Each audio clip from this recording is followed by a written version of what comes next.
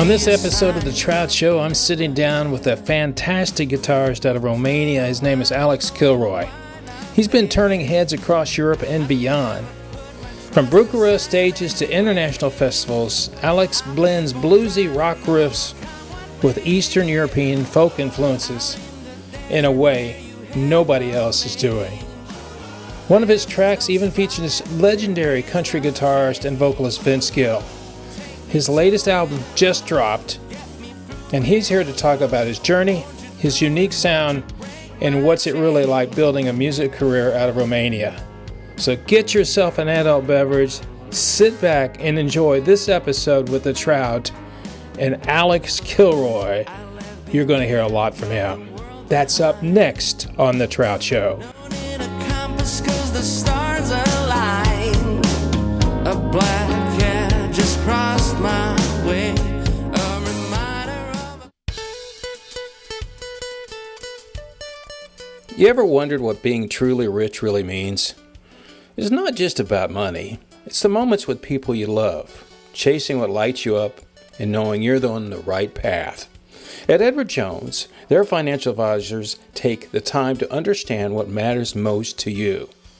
David Smith with Edward Jones, who's been supporting the show for years, is ready to help. Whether you're in Texas, California, Florida, or anywhere in the continental United States, David can provide his expertise to guide you. With his personalized training plan and steady guidance, David can help turn those dreams into reality. Because when your financial support the life you want to live, that's when you're truly rich. So, let's find you rich. Call David Smith today at 469-372-1587. That's 469-372-1587. David Smith with Edward Jones. Give him a call today. Let's find you rich. Your story is so interesting. So you came to America, and how did you get going? I mean, obviously, when you're at Berkeley, you can get to meet other people that are in the biz or other musicians. Did that help you along?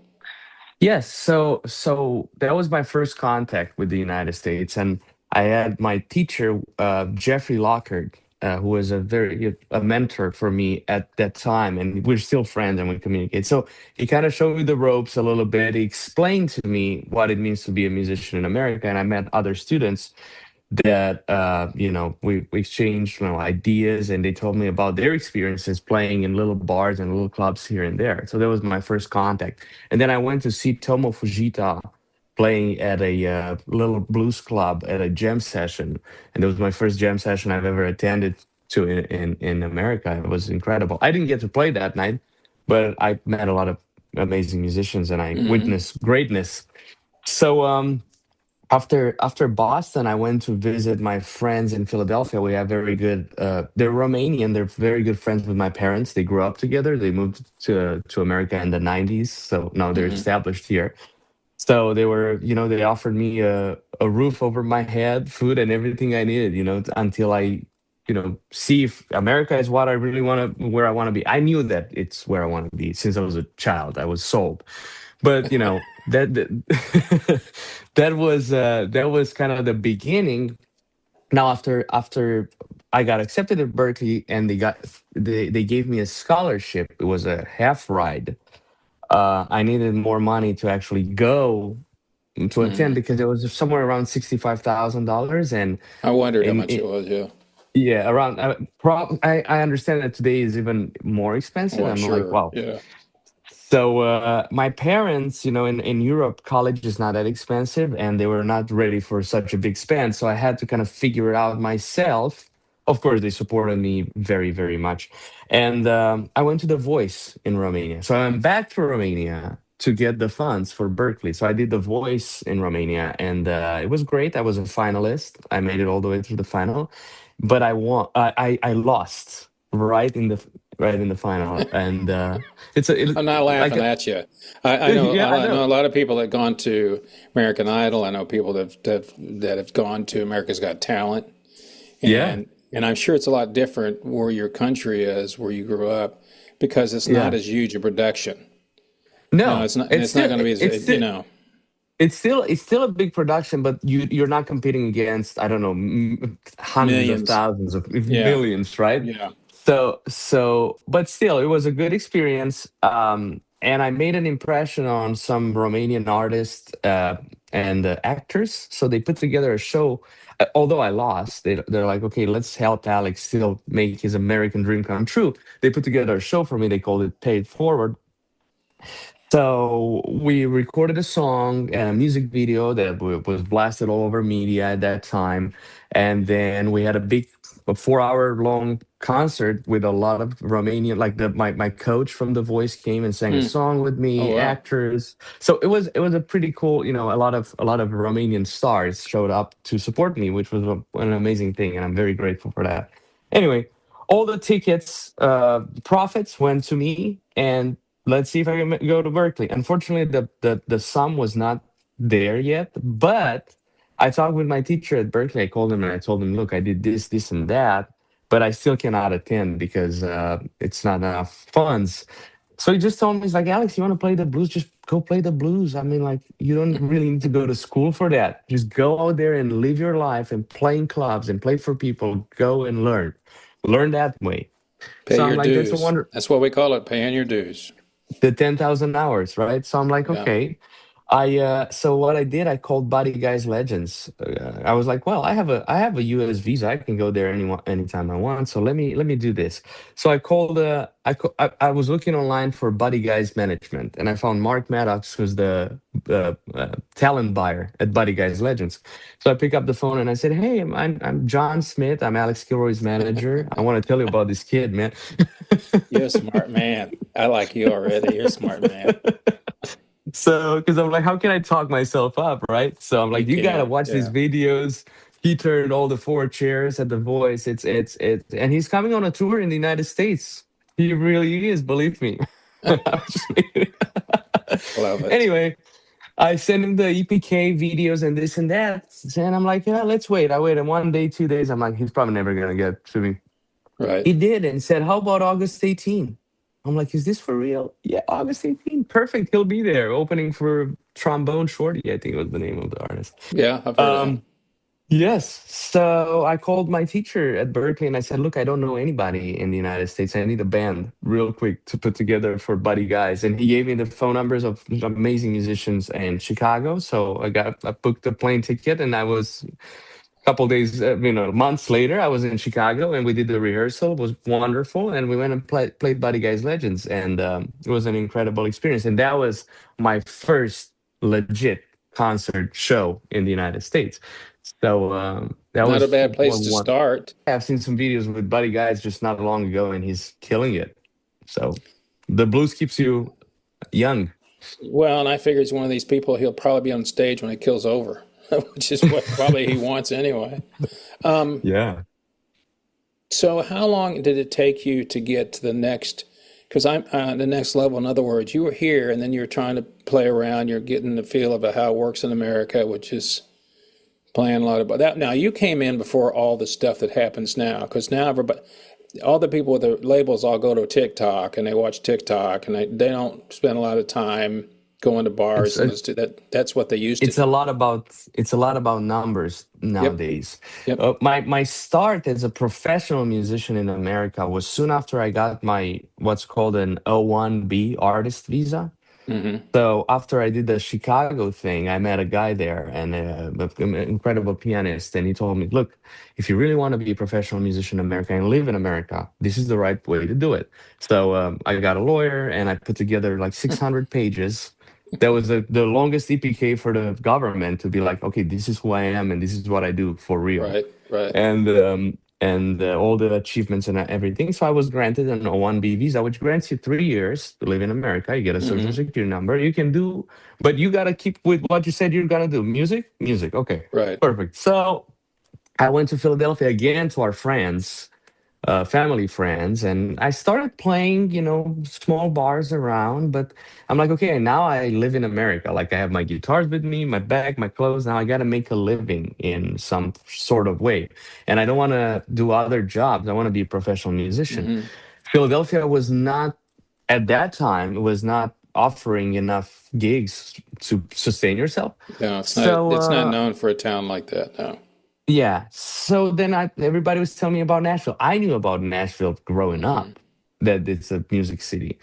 So it just, I was in a bus station. I remember like it was yesterday. I was waiting for the bus to go at a jam session downtown Philadelphia. And I said, wait a second, I'm in America. I could technically grab a bus, a plane, or whatever. I can make it in Nashville in a couple of hours. Like, what am I doing? So that Hmm. was it. I went and I bought a car. That's a whole thing. I bought a little car with what money I had left, and it just happened that I rear-ended a lady, and I totaled my car, and I thought that the dream is not gonna happen. And then my friend again from Philadelphia said, "Look, I know you know how to play guitar, but now you have to learn how to fix your car." Yeah. So we went to the junkyards, get all the parts, and put my car back together. I Frankenstein that car. Her name was Sally, and she was ready to go. Anyway, so she took me to Nashville. I went to Nashville, and that's when I started uh, my real professional career in the United States. I went to Broadway because that's where everybody said, "Look, they're Hmm. playing on Broadway. Hmm. This is where you can meet a lot of." And I went, and it was shocking. So think about it. There are like 50 or maybe more bars now. Every bar has three stages. They start playing at 10 in the morning, and they play until 3 at night nonstop. Yep. Every band plays for 4 hours with no breaks. So that's a lot of work, but it was good. Yeah, talking about getting those 10,000 hours, it's an amazing place to, like a music school, if you will. You're in front of a crowd every day, and you learn how to talk to people. You learn how to play. You learn how to Hmm. have stamina playing. So after 3 weeks of knocking, I was going on. I didn't know anybody, so going on Broadway and saying, "Hey, would you guys like? I'd like to play with you." It's like, well, the band is already made, and it's 9 o'clock. How about you come at 1:30, right before the and because if you're not good, we don't want you to throw off our Yeah. show. So, but some people Right. were nice to me and they got me Yeah. on stage, and I got a good response. So then phones started ringing, and before I knew it, I was doing a lot of Broadway. Now at this point, I was doing so much Broadway, so many gigs in a week, that I started to be burned out. Not writing any songs, not practicing anymore. Right. So after that, I started touring with a country duo, the sisters Presley and Taylor, and I started touring with them as a guitar player. During the pandemic, they had a whole band. They didn't have a bass player, so I was in Chicago, I was visiting some friends, and they called me. It's like, "Hey, would you want to get on a tour in the middle of the pandemic, like to play this what was it, drive-in theaters Hmm. uh, gigs?" Yeah. Yeah. But Yeah. it's like we already have a guitar player, so would you play bass? I'm like, sure. What else am I Sure. gonna do? How hard is you it? know. Yeah, so I did that, and they were wonderful. We had a great tour, and very good people. And yeah, I came back and I started playing. I put together my own band, and then after the pandemic, around 2023 was when we went to the International Blues Challenge for the first time And where's that? with my the International Blues. That was in Nashville. So the Oh, International okay. It Blues wasn't Challenge. okay. Yeah, it happens everywhere, like in every major city, and there's like around 10 to 18 bands that all Okay. compete to each other. Yeah. One Got it. gets picked, goes to Memphis, and represents. So we did that twice. The first year we got disqualified for not being blues enough Hmm.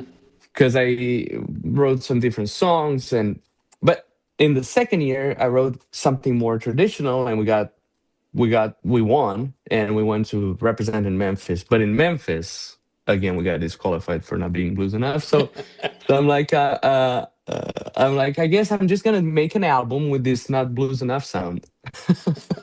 It's what you should have called the album, not blues enough. That's not a bad name. Well, and it's funny because I have one of the young men that I've interviewed. I know several people in Nashville. Some of them are in the country. I have a good friend of mine Yeah. plays at Jelly Rose, plays all the time. Oh, nice. He's one of the only people. Well, let's take that back. There's two people I know that live around Nashville that are blues artists, and there's only like Yeah. one club in Nashville that's blues. Because he told me. I The mean, it's very. boogie, He the didn't ever tell me. Bourbon Street. Yeah. Yeah, I don't know what it's called. He said, I said, in fact, he's 18. He just turned 18. He's getting ready to release his first album, his first EP. Wow. And I started interviewing him when he was like 15. So I said, "But dude, you're in Nashville. You're not, this is country." But the other one is a young lady is 18, and she's a harp player, and she's a killer at 18. I might have met her. I think. I think at the IBCs. I don't Yeah, remember exactly her name, but she's a harp player. She's incredible. She was very young when I met her, so she's she was yeah, like she's 16. young. Yeah, her name's She's. Kiersey. Her name's Kiersey. Oh yes, yes, yes, yes. We did meet. Yeah, she's And she incredible. is releasing her first stuff. I try to bring them back on. I've interviewed them both a couple of times. But anyway, my point being is you're in Nashville. It's not Memphis. You're not playing in Kansas City. You're not playing in Chicago, Yeah. Chicago Blue. You're playing in that area. But you figured out, though, and I think this is what's unique about you, though, Alex, is this, and this is, I talked to a lot of independent artists. If you're like everybody else, you're like everybody else, right? Yeah. And then you can just say, well, I play blues. Okay, great. I'll put you on with Big Mama Thornton too, and everybody else. Can you come on at 3 a.m.? Is that a problem for you? But when you decide that you need to do what you want to do, then you start developing your own fan base. And Exactly. the one thing excuse me, the one thing I know, you can't break through. Pardon me. You can't break through if you do what everybody else does because you're competing with everybody else. Yeah. And even though you can be a phenomenal player, but everybody goes, oh, he sounds like fill in the blank, Yeah. except his voice is different. But I think when you write the music that you write, and it's whole different, and so people come to you and they might go, well, a lot of people don't like the blues. It's not their thing. But blues people they are into it. I mean, we love it. It don't matter who's playing it. We're going to listen to it. But Yeah. a lot of people don't want to sit there and listen to 2 or 3 hours of blues music. So with Right. you have figured out that, okay, I'm going to throw some stuff in there. I'm going to do my own thing. And I like that. Not blues enough. That's my concert tour. Not blues enough. But I think that's what you've got going on. So when did you start recording? I mean, you Uh, probably went into the studio a while back and then never, well, tell me about that. so yeah, the way though I decided when so I met my fiance Sophia in Nashville, and she's also a songwriter and a singer, and she's also a photographer. She took the photo that's on the cover of the album, and so she's a very creative person, but she comes from a different background of music, more like R&B and more pop and more, so she has a different sensibility. And like when our world combined and we started talking about music, she inspired me into like, what happens if you have a blues song but you put a hook in it? So that's kind of like she opened my mind that way. Hmm. So we moved to Orlando because we just figure out. I'm like, wow, we're gonna be parents. So my parents are in Transylvania.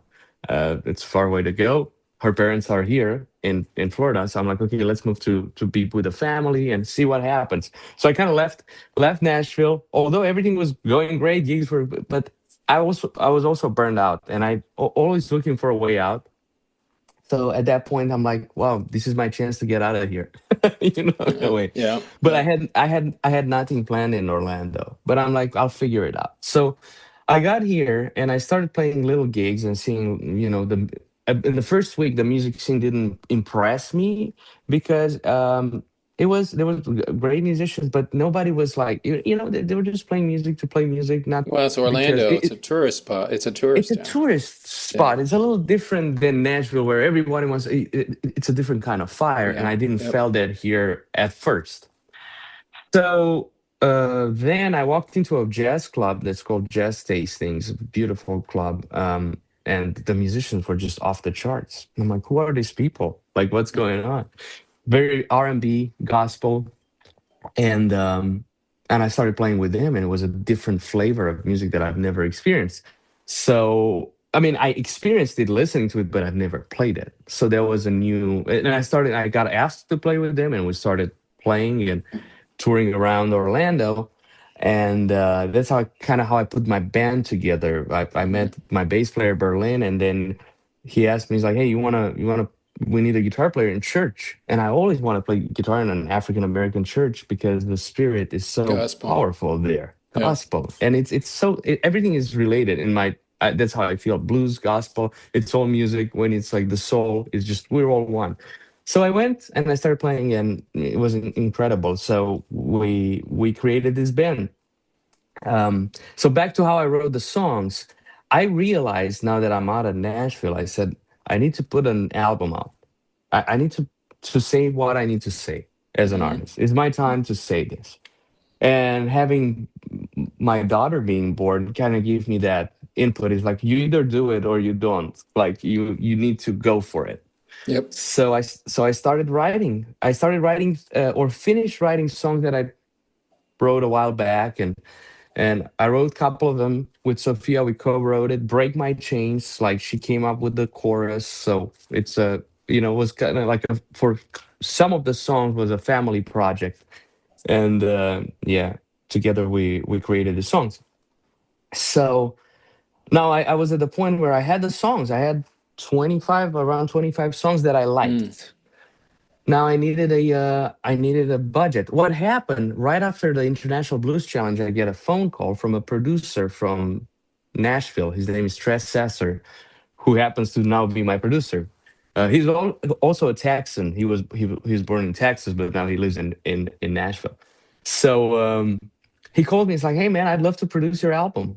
I'm like, "Great, I'd love to work with you." He's like, "Do you have any songs?" I'm like, "It's funny you ask. I've just finished writing all this music." It's Right. like, "Okay, send me all the songs, even if they're not finished. Just send them over." So I sent him 25 songs, and he listens, and he comes back with a very positive attitude. Because when you'll hear the album, which is coming out May 15th, Hmm. a lot of the songs are different flavors. You got a couple of blues songs, but then we go somewhere completely different. But then we come Hmm. back, but then we go, it's a little bit of a like going back to classically trained. I took some of that. Another artist that inspired me a lot is Sting. What I loved about Sting Yeah, I albums can is see like that. I can see that. Yeah. uh, a lot of the time he goes somewhere else and comes back and he explored. I think it's a music and it's an exploration. So I sent him all this eclectic kind of music, and he's like, "Wow, this is all great. I love it. Let's start working." So I'm like, "Okay, now I have a producer. Now I need a budget to do." He told me exactly how much it's gonna cost me, which I loved because he gave me a direction and a goal. I work Yeah. very good when there's a goal. I know That's how what to go I about it. like to know what I'm doing. Yeah. Here's my goal. Exactly. I got to Here's my have this goal. This much. is This. Yeah. It's yeah. yeah. By this time, deadlines are they're not fun, but they're good for you. Yes. True. So as I was, trying to find an investor or raise money through, I did a campaign on a GoFundMe and Hmm. stuff like that. We put together some family friends organized a backyard party where some people helped, start helping towards the album. So Sure. I'm like, okay, we're making some progress. I know where I'm going. I have a goal and a dream, and I'm gonna get it. So I was playing a gig by myself at All Red here in Orlando. That's Blake Shelton's country honky tonk, Okay. and a gentleman approached me with a card. His name is Clyde Harris. So he's like, "Hey, are you signed?" So I'm not.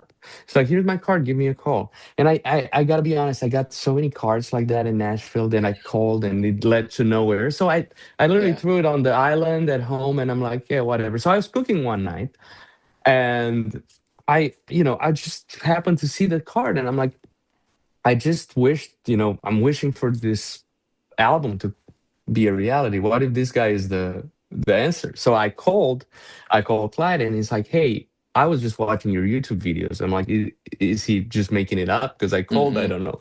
Hmm. But he was for real, and he's like, "My associate and I were very interested in you." And I'm like, "Who's your associate?" "Pat Armstrong."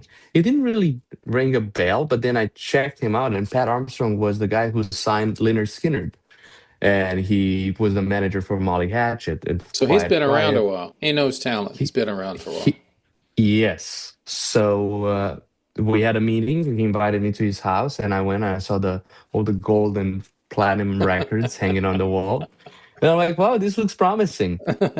So then we started talking, and they said, "What do you want to do?" I said, "Look, This is my plan. I want to do an album. I want to do this. I want to do that." "Okay, so you have direction. That's good. Let's listen to the songs." We did a listening meeting. We listened to all the demos, um, and they loved them. So 2 weeks later, we got Trace flew down from Nashville to Orlando, and we spent a week in the studio at Studio Live USA. It's a we wanted to do it here because I want to be around my family. Sure. So we You got a found, child. yeah, Yeah. yeah, and the band was great. The band is called On One Band.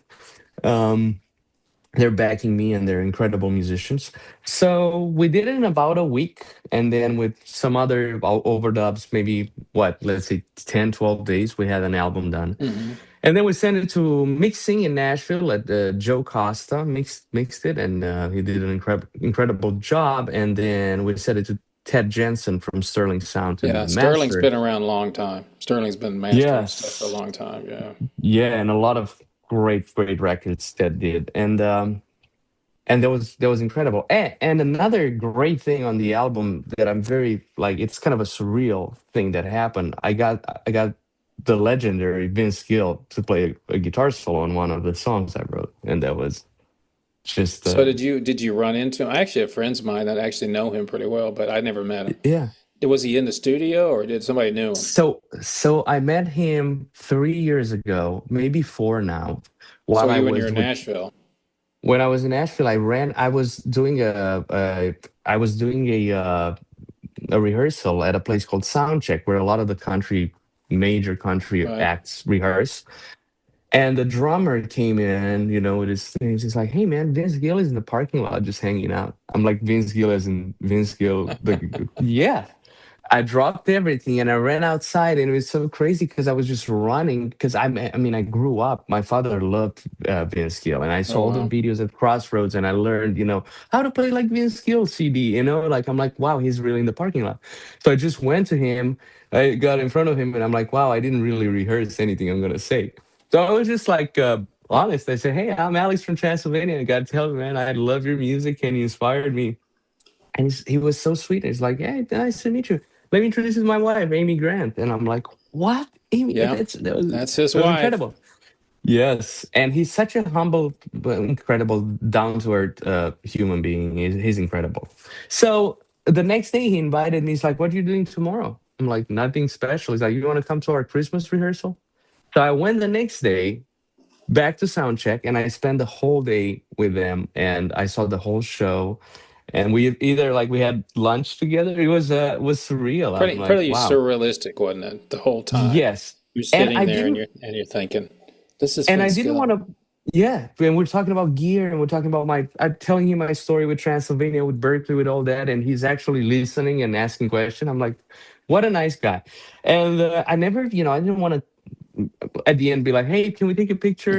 Can I get your phone No, number?" no, you don't. I No, didn't. no, no, no. Can't do that. I I said that's not it. I like him, and I want to create a relationship with him in time, know him, and maybe one day play with him. So what happened? That was our only interaction at that point. And then my vocal coach in Nashville, her name is Tabitha Fair, and Tabitha is an incredible singer.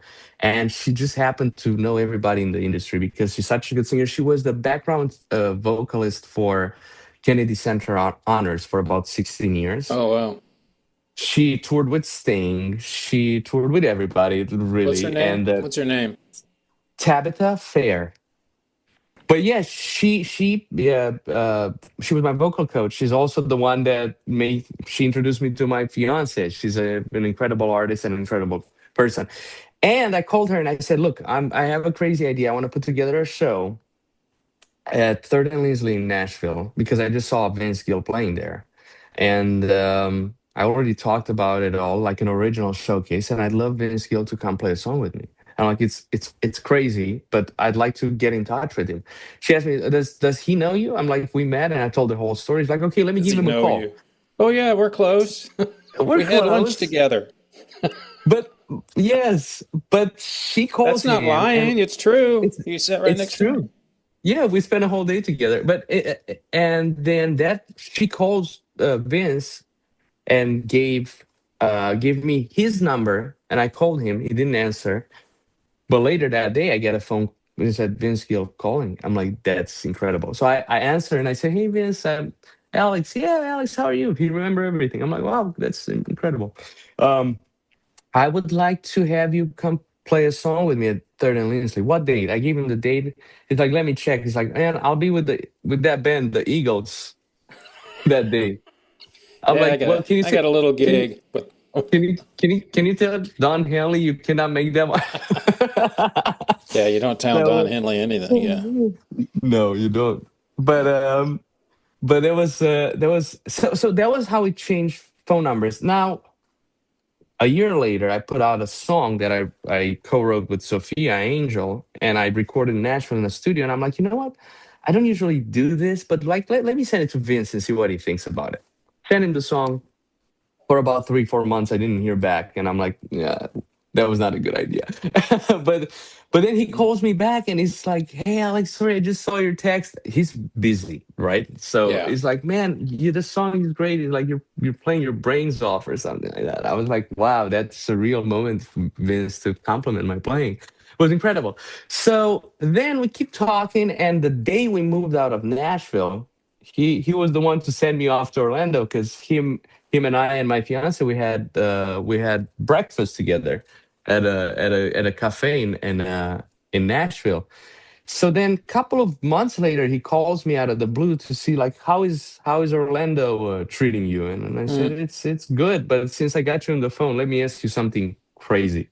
I'm putting an album out, and I'd love for you to be on one of the songs. He's like, well, send me the tracks, and I'll get it done. And he did, and it was Well, that's incredible. what's so Like, cool about it now. He doesn't have to go there. You yeah, can just send him the tracks and just say, here's what I got 12 bars or whatever I want. Do whatever you want to, Vince. And then he can do that. I did that with a great blues artist. I did a song a couple years ago, maybe 3 years ago. And I had interviewed a great harmonica player, Bob Corridor. And hmm Bob is out of Phoenix, I think. Anyway, he's very well known. He's a great player, been around years, has a radio show that people listen to all over. Anyway, and I said, I wrote this song. Would you mind laying some blues on it for me? He goes, sure. So I just send him the tracks. He bring it, and you never know what you're going to get. That's what makes it fun. But now that you've gotten, here's the thing. I said this earlier. Obviously, you're meant to be where you're supposed to be. But here's my question now. Okay, here's the question I ask everybody in your position. Well, we got this album down now. What are you going to do now? what's next? Are you going to Well, go on a tour, or are you going to try to get with somebody else? Because you got to support the album somehow. yes. So the tour is what I really want to do because what I love the most, I love writing music and I love being in the studio. But what I love the most and what gets me the most joy out of life is Yep, playing in front of people. sure. So that's what my everybody's working towards getting a tour going. So that's the plan. While I'm also starting to write the new songs for the next album. I Mm. got about three. So So I keep writing. have you had a label interested in signing you? No, not yet. We had the way we do. We kind of do all in house. So I have my manager Pat, May not have to. uh, and yeah, we might. I don't know. We might not have to. I know there's been talk about distribution with probably Sony for the album. So that's that work going on, Hmm. and we're looking to get the booking agent, the right booking agent, because now we have the team. We need a good booking agent that can make Because that guy, take us that across guy the that finish. got you the gig, that John Smith guy, I think he's gonna be busy. John Smith might get into the play again. I mean, he's been working. John called Buddy Guys a couple of days ago. I'm not joking. I called back. I've known other people do that. I've known other people that send emails out with a different name. And I've Yeah, told people, up and coming bands, I said, I know it sounds stupid, but look, don't make up a name because it's hard to promote yourself. It really yeah, is. And then they go, yeah, oh, you're the musician. Oh, and you're out here. And I said, it's funny because once you get to the next, people of any caliber are going to have people around them. They got people. They have people. yeah. And so when you have a It's person, it's like, then all of a sudden it changes. the It just, tone. it changes everything because it's like, oh, okay. And then if they have a pedigree where they've been supporting other people with names, Yeah. that makes a big difference too. And the fact that, and I remember one time I interviewed a trio out of Nashville. Well, they play in Nashville. Two sisters. They made it on America's Got Talent, won the golden ticket, blah, blah, blah. Wow. Billy Gibbons was on one of their songs. Wow. And I said to him, and I went jokingly, I said, "Got Billy's number?" They just smiled. Because one of them said, "Yeah, he woke me up at 5 a.m. this morning, telling me one of he's in town." I looked down and she said, "It's Billy Gibbons' picture on there." And I go, "Okay." No, I think it's funny because you've been tapped by some people that already know. That says a lot about you too, I think, Alex, is that you must just you're probably a likable guy. You seem to be you're a family guy already, you know. And that's, I think that says a lot. And the fact that you like the Sting, I can understand that. Because Sting became so famous, he became more famous after he left Police. The Police, yeah. And if you look at his body of work, it's like, well, there's some kind of this things, and there's kind of that thing, and then there's what is this, and it's like, then he's got a guy playing clarinet, and it's got these weird chord patterns in it, and it's like, and he lives in France, and it's like, that's kind of where I see you going.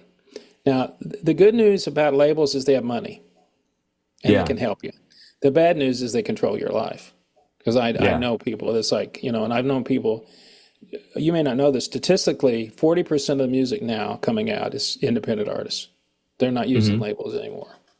And the label deals, they're not very good. I mean, it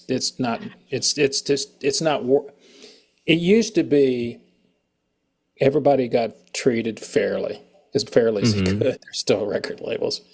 But now it just seems like, I don't know, maybe it's because they churn through so many different acts, looking for the next pop star. I don't know.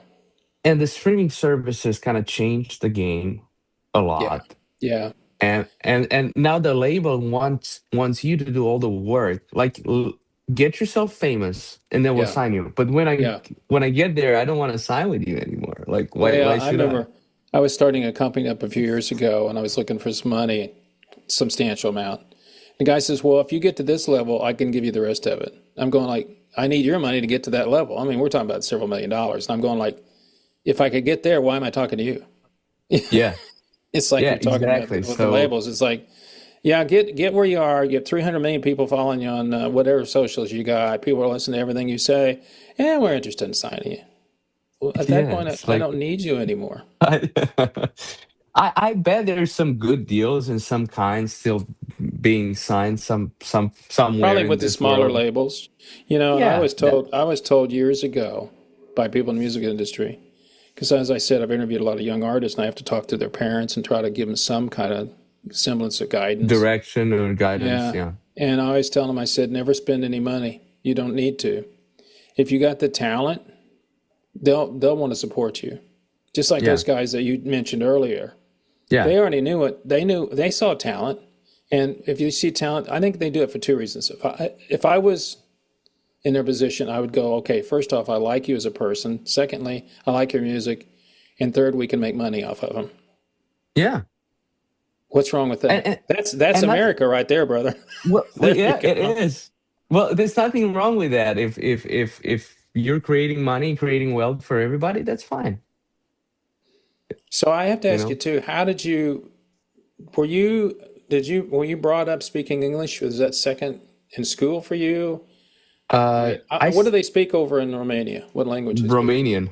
Okay, of course. What's stupid, really? No, but it's a Slavic country. It's a Slavic.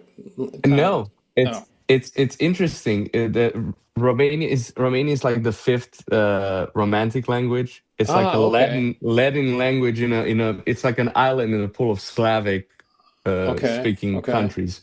Yeah, so it's a romantic language. I learned growing up in third grade. I started English, and just movies, right? Video games and all that. And when I declared to my parents that I want to move to America, I want to be American, I want to go, that's when they said, okay, you got to learn English. Like we only want to see A's from you in English, okay? So I'm like, fair. And that helped with singing and all that too. So did they teach you the King's English or American? The King's English. That's British. what I figure. Yeah. Because years ago I had a foreign exchange student from Germany, and she said, when I went back to Germany, she almost lost all her accent. She said, everybody goes, what are you speaking? That's not English. And they go, no, it's American. It's American. It's American. It's not the same because that's what they do over in Europe is they teach King's English and all that. Yeah, yeah. Do you remember back when you came in America? What was one of the biggest surprises about our country when you got here? One of the biggest surprises I've how I mean, it's what is very different from Romania is how easy you can strike a conversation with a stranger. Hmm. And I love that about this country. How everybody says, "Hey, how are you doing? Good, how are you?" Although they don't make some people don't mean it. You know, you're in a grocery store. It's like, "Hey, how are you? Good, how are you?" But that can start in a conversation where I feel like Europe, at Romania, people are a little bit more closed off. So if I don't know you, you don't know me, we don't talk. Hmm. Maybe eye contact, but that's everybody stay away, and uh, that surprised me in a very good way in America because I'm like it's very easy to create friendships and a network. Like you just go somewhere and say, "Hey, I play guitar. Can we put together a band?" And you probably can do that within a week. It's easy because people like to work with each other. Teamwork in America works very well, and I think that's why a lot of great things are getting done because more Yep. people you can put your ego aside and work Yep. as a team. That where Europe, at least Romania, people are more like me. I'll do this by myself. A good, I mean, not to throw Romania under the bus, but that's why the Romanian soccer team it's not doing very good because Because it's everybody not a wants to be the team. star. Yeah. Yeah. So you can Well, see it yeah, there. I think that's one of the things we don't even think about it. Yeah, It's kind of like when I talk to people in the South, 99% of them, where did you start playing? In church. yeah, I was a Southern, my dad was a minister. I went to church, my brother, and all that stuff. That's fairly typical. And people up yeah, north come down and they don't understand the yes ma'am, no ma'am stuff that we do in the South. They're like, yeah. what are you doing? I'm not that old. It's like, no, we tell everybody that. It's Southern hospitality is what we do. Hospitality, yeah, respect And your respect, we elders. don't, I don't have to, if I can still say ma'am to somebody that's 40 years my junior, it doesn't matter to me. It's just being respectful for it. Yeah, I I think what I see from you, I'm pretty good at picking out people that continue to grow. I mean, I've interviewed hundreds of people, and I know which ones I know are going to be there. Now, it may not be tomorrow, but I've seen them, and I see them on Instagram all the time. And I'll yeah, see them down here. They're touring, and they're down here at the bottom, and their name goes up higher on the marquee. And you can see it as they mature through their band. yeah, When you first start, you're kind of tentative. You're starting to get early. You're trying to get people to like you. But then as you start becoming a real professional, you're playing all the time. You're good at what you do. You don't have to be an egotistical person to do that. But mm, then people know if you're having fun, what you said earlier, best place for you is on stage. People know that you're having fun up there. And I yeah, told people all the time, especially young people, I said, here's something you need to learn when you go. When you walk on stage, people want to like you. They yeah, don't they don't want to dislike you. It's your job to make sure they like you. And yeah. once you get that, you realize, oh, okay, I should just do my thing. I have a feeling for you because you're so unique and you're styling and you're a great guitar player, man. I'll just tell you that Thank you. I remember days I could do stuff like that. Well, I used to be known for the pretty fast guitar player, and it's like I've slowed down. When you get older, your fingers don't work as fast as they used to. That's just the way it is. And I don't have anything to prove anymore. I don't have to get up Yeah, and do 3,000 notes a minute or whatever a anymore. minute. Yeah, I have a good feeling about you that I'll see more and more of you, and maybe one day I'll see you on TV, and I'll God say, bless. and my wife will say, "Didn't you interview him?" Oh yeah, that was when he was just Alex. Now he's the Alex. So, does your fiance? Does she in the business, or what does she do? Yeah, yeah. She's a songwriter. She's a singer. She's a photographer, and she's very creative. And so we work together quite a bit. And Bella's going to be. I actually read. Well, I think it's on your website that she was actually probably with headphones on. One of your Yeah, sessions where she was sitting there watching her dad do her thing. His yeah. thing. So her mom and dad. because on one of the songs that Sophia and I wrote together, it's called Angels. So we went into the studio. It's a duet. The two of Ah, us did it. So and Sophia, being a super mom, she hold Bella while she sang.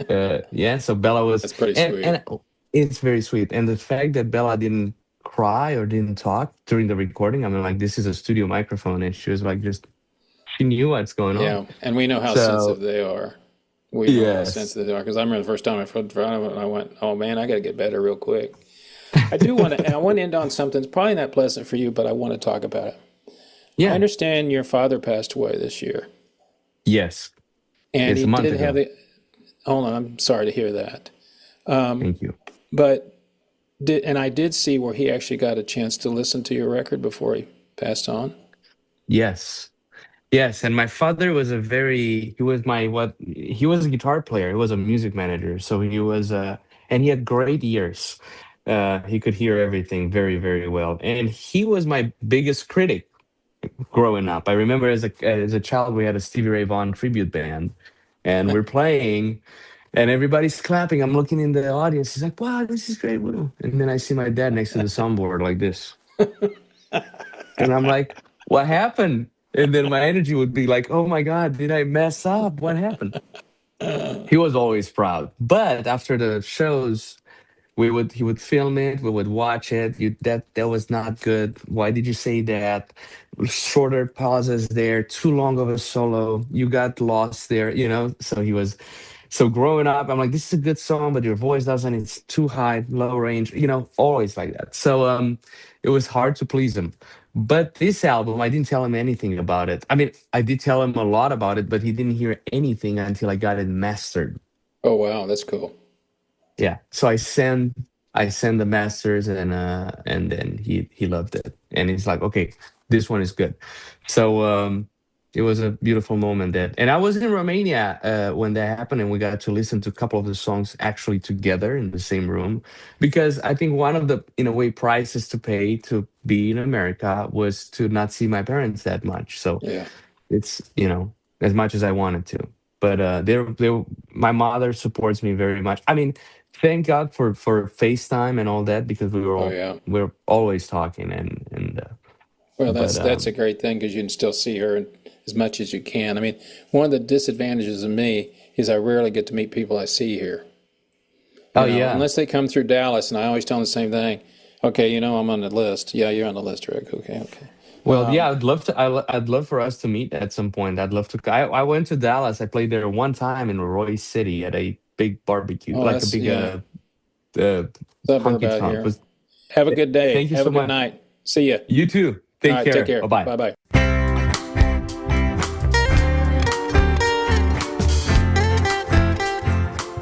Well, that's it for this episode of The Trout Show with the wonderfully talented Alex Kilroy. Not often a guy comes from Transylvania, comes to America, and plays some incredibly great guitar, and he's a great musician too, and a fantastic person too. So I wish him a lot of luck on his release and his career here in America and beyond. For more information about Alex, just go to his website, Alex Kilroy, AlexKilroy.com, and you can find everything you need to know about him, his music, his tour, everything. Check him out because he's a great guy. Wish him a lot of luck. Thanks again to the guy that keeps the lights on, Edward Jones, dude, the guy, David Smith. Thanks so much for supporting our show once again. And for more information about The Trout Show, you know where to find it. Just go to my website, thetroutshow.com. Everything's there. All my interviews, all my podcasts, all my music, everything you need to do to follow this show. And thank you so much for listening to this show and all the episodes I've had the last several years. So until next time, people, till the next time, remember what I always say, it's only rock and roll, but I love it. See ya.